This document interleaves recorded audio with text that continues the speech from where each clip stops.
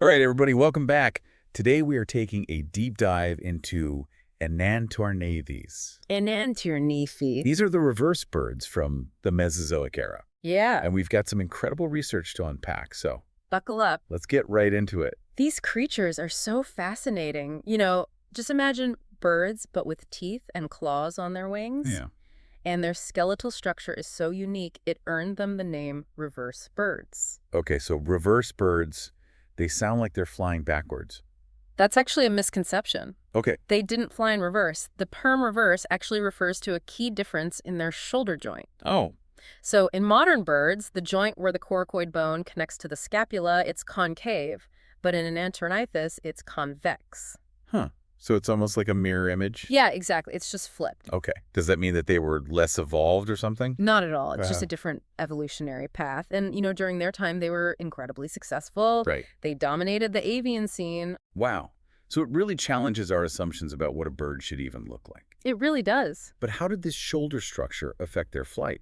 Well, we can get some insights from exceptionally preserved fossils, like Junornis. Junornis? Yeah, discovered in the Jehol Biota in China. Okay. And by analyzing the wing structure and the estimated body weight, researchers believe that they used a leaping flight technique. Leaping flight. Yeah. That sounds acrobatic. It was very elegant. So imagine flapping its wings powerfully to ascend and then tucking them in for a graceful glide downward. And as it loses altitude, it would flap again and create like this wave-like flight path. It seems very efficient. Exactly. Very efficient. I've seen woodpeckers do that. Yeah, like a bounding flight. Yeah. And it demonstrates that evolution often converges on similar solutions, Right. even with different underlying structures. Interesting. But speaking of structure, Yes. while Enantiornithes may have resembled modern birds externally, Yeah. their internal anatomy tells a different story.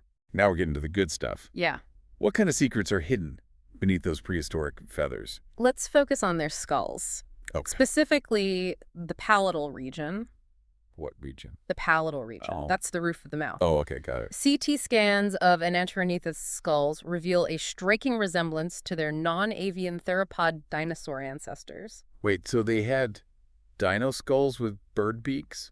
It's a bit more nuanced than that. Okay. But essentially, yes. Wow. Their palatal bones were arranged similarly to, say, a velociraptor, Oh, wow. with distinct upper and lower palatal openings that are separate from the eye sockets. Okay. And this contrasts sharply with the fused palates of modern birds. So what does that mean? Did it limit their abilities in some way? It certainly impacted their beak flexibility. Okay. So modern birds with their fused palates, they have an incredible range of beak movements. Yeah. They use them for everything from nest building to picking up food very precisely. Right. And Enantiornithes lacked this versatility. Oh, that seems like kind of a disadvantage. Yeah. How did they compensate for that? Well, they evolved a diverse array of specialized beak shapes, Okay. each adapted for specific diets, Oh, interesting. proving that nature finds a way. So what kind of culinary skills did these reverse birds possess? Well, let's take Longirostravis as an example. Longirostravis. Yeah, it literally means long beak, Yeah. which is quite fitting. This fish-eating Enantiornithes had an elongated beak with teeth that were concentrated at the front, Okay. very reminiscent of a modern kingfisher. So like a prehistoric airborne spearfisher. Exactly. Wow, that's amazing.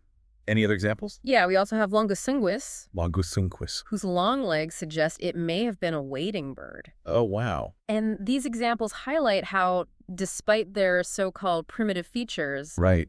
they were remarkably adept at filling various ecological niches. They were the ultimate multitaskers of the Mesozoic skies. They really were. But did they stick to like lush green environments or were they more adventurous? Yeah. Their adaptability extended beyond diet. Okay. They weren't limited to forests. We found their fossils in a surprising range of habitats, Well, they would. from dense woodlands to, believe it or not, deserts. Desert birds. Yeah. That's unexpected. Yeah. How did they survive in those harsh conditions? Well, the late Cretaceous Gobi Desert yields a few clues. Okay. We found fossils of Gobipteryx, Gobipteryx, Junornis, Junornis, and Shokini, each displaying adaptations for life in that challenging environment. So they were tough. Yeah. Were there any Enantiornithes that were kind of a little more imposing?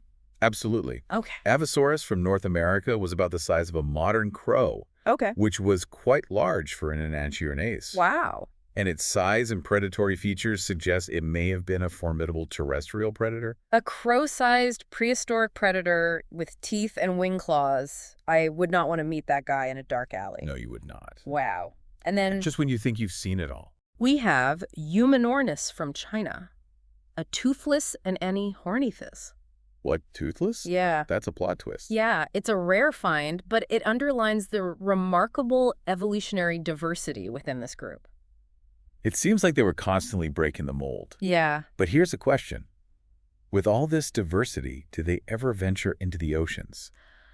That's where things get truly mysterious. Ooh, I like mysterious. We have Enantiornithes from Australia Okay. and Hollanda from North America, whose fossils were discovered in marine deposits. Hold on, marine reverse birds? Yeah. Were they diving for fish? That's the million-dollar question. Yeah. Were they true marine birds, like albatrosses, Yeah. spending their lives soaring above the waves, diving for seafood? Yeah. Or did their remains simply end up in the ocean after they died?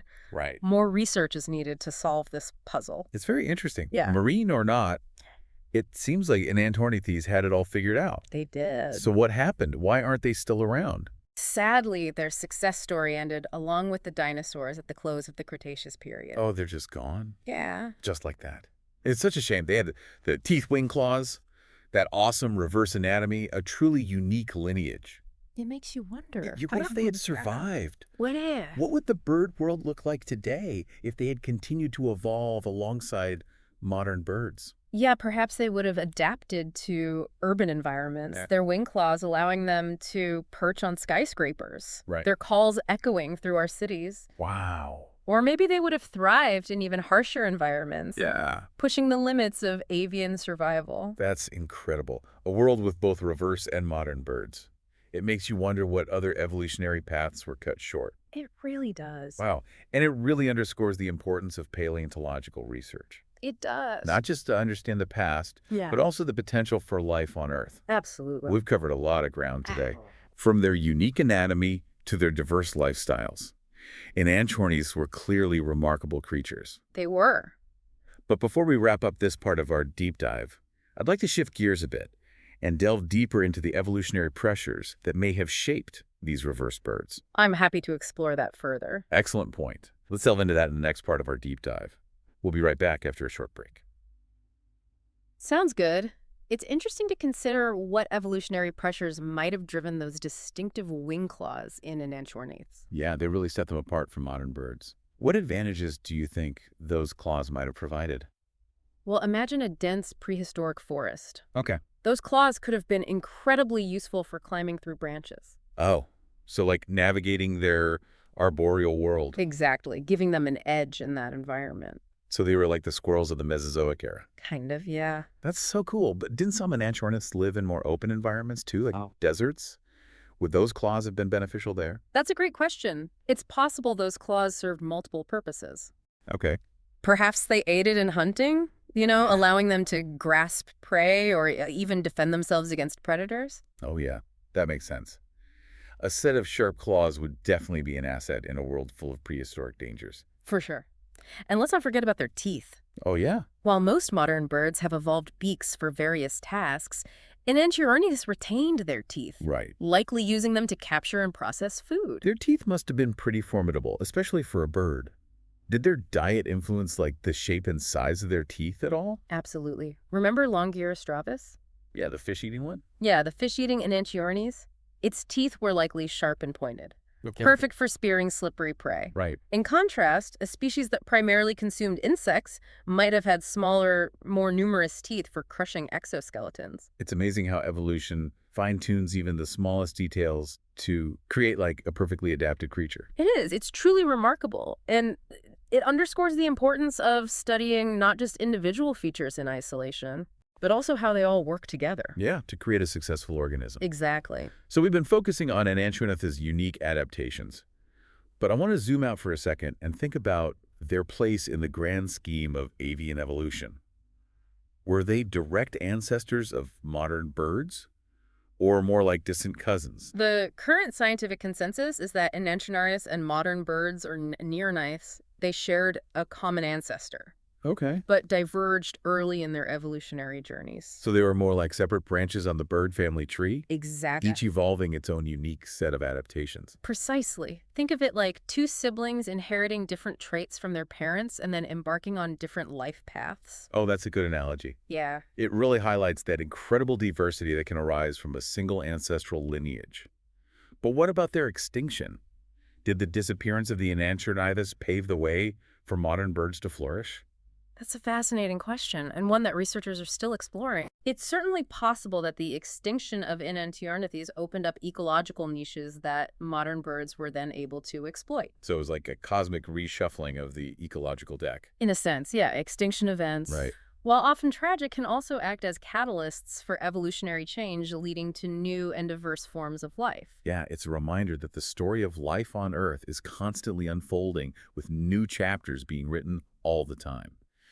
But before we delve further into the mysteries of Enantiornithes' extinction, I wanted to take a closer look at their remarkable diversity. Hmm. I know we've mentioned a few species already, but there are so many more fascinating examples to explore. Absolutely.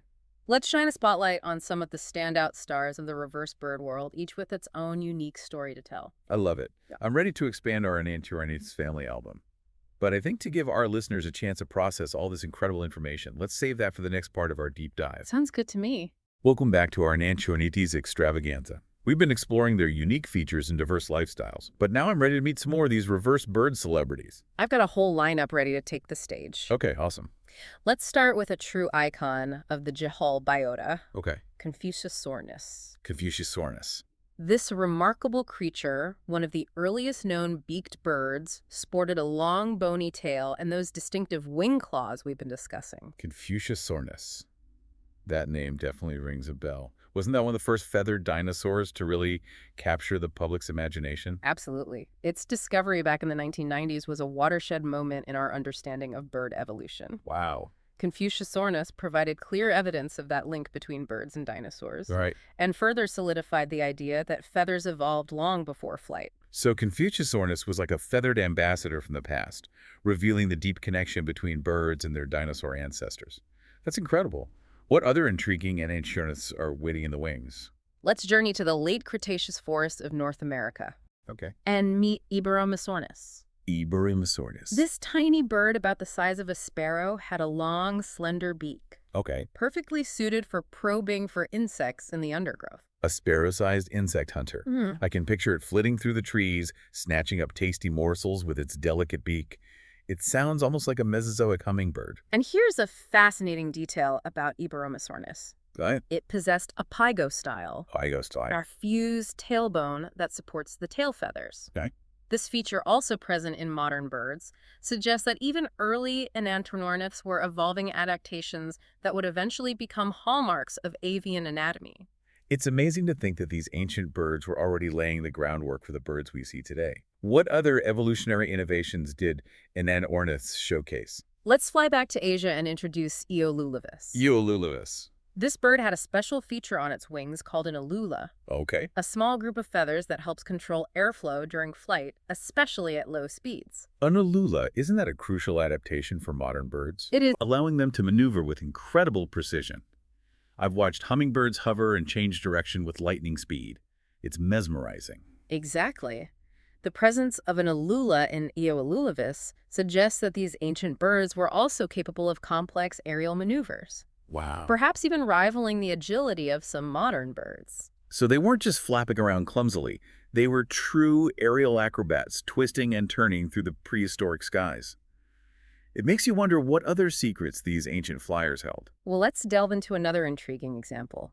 This time we'll travel to Mongolia to meet Elsornis. Elsornis. This Enantiornithus is renowned for its incredibly long legs, Okay. suggesting it may have been a wading bird similar to the modern cranes or herons we see today. A wading reverse bird. Yeah. That's incredible. We've had forest dwellers, desert survivors, possible marine adventurers, and now a long-legged wader. It seems like Enantiorniths were determined to conquer every habitat imaginable. Indeed, Elsornis provides further evidence of their remarkable adaptability. It seems they evolved a wide array of lifestyles to suit their environments. It's like they were playing a prehistoric game of ecological bingo, checking off every habitat on the list. It's truly remarkable how these ancient birds, with their unique anatomy and diverse lifestyles, once thrived on our planet. Absolutely. Studying Enantiornithes provides a captivating glimpse into a bygone era, allowing us to piece together the evolutionary history of birds and their dinosaur ancestors. And as we continue to uncover new fossils and analyze existing ones, who knows what other astonishing discoveries await us?